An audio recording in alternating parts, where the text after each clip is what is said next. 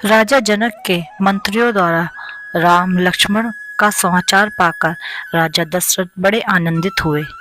धनु भर की बात सुनकर तो उनके आनंद का ठिकाना ना रहा। महल में जाकर उन्होंने सब समाचार रानी को सुनाया। रानियां भी फूली न समाई। उन्होंने ब्राह्मणों को दान दक्षिणा दी। गुरु वशिष्ठ की आज्ञा लेकर राजा दशरथ बारात की तैयारी करने लगे। हाथी घोड़े और रथ सभी सजने लगे। छैल छबीले सवार घोड़े नचाने लगे। गुरु वशिष्ठ और राजा दशरथ दिव्य रथों में बैठे चतुरंगिणी सेना के साथ बारात चल पड़ी और 5वें दिन मिथिला जा पहुंची। राजा जनक ने नगर के बाहर आकर बारात का स्वागत किया और भली भांति सजाए गए जनमासे में सबको ले जाकर यथा योग्य ठहराया। विश्वामित्र को जब राजा दशरथ के आने का समाचार मिला तब दोनों राजकुमारों को लेकर वे जनमासे पहुंचे। राम लक्ष्मण ने पिता के चरणों में प्रणाम किया। राजा दशरथ ने विश्वामित्र के चरण छुए और कहा, मुनिवर, आपकी कृपा से ही ये शुभ दिन मुझे देखने को मिला है। राजा जनक की सारी नगरी जगमग जगमग कर रही थी। एक एक घर, एक एक द्वार बंधन बारों से सजा था। चारों ओर मंगल गीत सुनाई दे रहे थे। राजमार्ग और राजमहल में दर्शकों की अपार भीड़ थी। विवाह मंडप मणियों और हीरों के फूल पत्तों से सजा था। मणियों के बने भोरे और तरह तरह के पंछी विवाह मंडप पर जड़े थे, जो हवा चलने से गूंजते कूदते थे। चारों राजकुमारों को लेकर गुरु वशिष्ठ के साथ महाराज दशरथ विवाह मंडप में पधारे। बहुमूल्य वस्त्रों और आभूषण से सुसज्जित चारों राजकुमारियों को लेकर राजा जनक भी मंडप में आए। राजमहल की अनेक स्त्रियों भी सज सज कर विवाह देखने पहुंची। राजा जनक सीता को देखकर महाराज दशरथ से बोले, सज्जन, यह मेरी बड़ी बेटी सीता है, जो मुझे हल चलाते समय पृथ्वी से मिली थी। आपके वीर पुत्र श्री राम ने मेरा प्रण पूरा कर इसे वरण करने का अधिकार प्राप्त किया है। यह मेरी दूसरी पुत्री उर्मिला है और ये दोनों कन्याएं मेरे छोटे भाई कुशध्वज की हैं। बड़ी बेटी का नाम मांडवी और छोटी का नाम श्रुतकीर्ति। मेरी इच्छा है कि सीता के विवाह के साथ इनका भी विवाह हो जाए। लक्ष्मण के लिए उर्मिला और भरत के लिए मांडवी और शत्रुघ्न नए को स्वीकार कर मुझे कृतज्ञ करें। जनक के प्रस्ताव को राजा दशरथ ने सहर्ष स्वीकार कर लिया। तब अग्नि के सामने चारों कन्याओं को अपने अपने पतियों के हाथ में सौंपते हुए राजा जनक ने कहा कि इन कन्याओं को मैं तुम्हारे हाथ सौंपता हूँ। ये छाया की भांति तुम्हारे साथ रहेंगी। तुम इनका पाणी ग्रहण करो।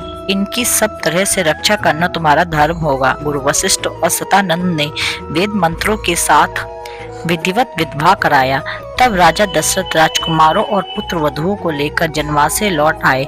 जनक ने कन्याओं और सब बारातियों को सुंदर उपहार दिए। राजा दशरथ ने भी सोने से सेंग मढ़ाकर दूध देने वाली सरों गाय ब्राह्मणों को दान में दी। दूसरे दिन विश्वामित्र ने आकर राजा दशरथ को बधाई दी और सबसे विदा लेकर वह अपने आश्रम में लौट गए। कुछ दिन तक जनक का अतिथि ग्रहण करने के पश्चात राजा दशरथ ब्रेट के साथ अपने नगर को चले।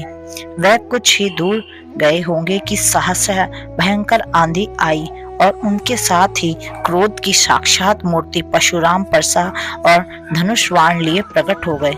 उन्हें देखते ही अयोध्यावासी डर के मारे अधमरे से हो गए।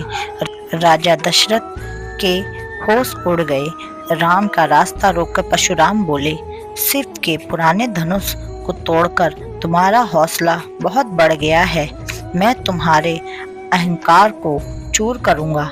राजा दशरथ ने गिड़गिड़ाकर परशुराम से बड़ी अनुनय विनय की और राम पर अनुग्रह करने की प्रार्थना की। परशुराम ने दशरथ की बात सुनी अनसुनी कर दी और राम से फिर बोले, मेरे इस धनुष को चढ़ाओ। यदि न चढ़ा सके तो तुम तत्काल मेरे फरसे का आहार बनोगे। यह सुनते ही राजा दशरथ तो बेसुध होकर मनस्वी राम निर्भीक से बोले, मेरा रूप आप देखना चाहते हो तो देखें।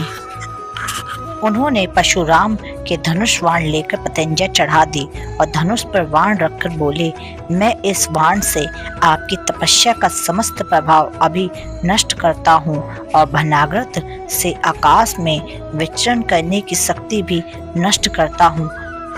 परशुराम हतप्रभ हो गए। उन्होंने राम की स्तुति की और आशीर्वाद दिए और यह प्रार्थना की, तप का फल भले ही नष्ट कर दे परंतु मनोगति नष्ट ना करें, जिससे मैं महेंद्र पर्वत पर लौट सकूं। श्री राम ने उनकी बात मान ली। परशुराम राम की प्रशंसा करते हुए तत्काल चले गए। परशुराम के चले जाने के बाद बारात आगे बढ़ी और बारात के अयोध्या पहुंचते ही अयोध्या के घर घर आनंद उत्सव होने लगे। गलियों में शंख और मृदंग की ध्वनि गूंज उठी। स्त्रियों ने मंगल गान किए और फूल बरसाए।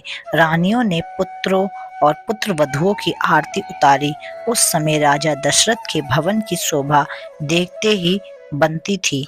राजकुमार शील गुण संपन्न पत्नियां पाकर बहुत प्रसन्न थे। सीता जी के अनुपम रूप और गुण सेवा से श्री राम और सास ससुर सब प्रकार से संतुष्ट थे। राजकुल में दिन दिन सुख समृद्धि की वृद्धि होने लगी और समस्त कौशल राज्य का भाग्य जाग गया।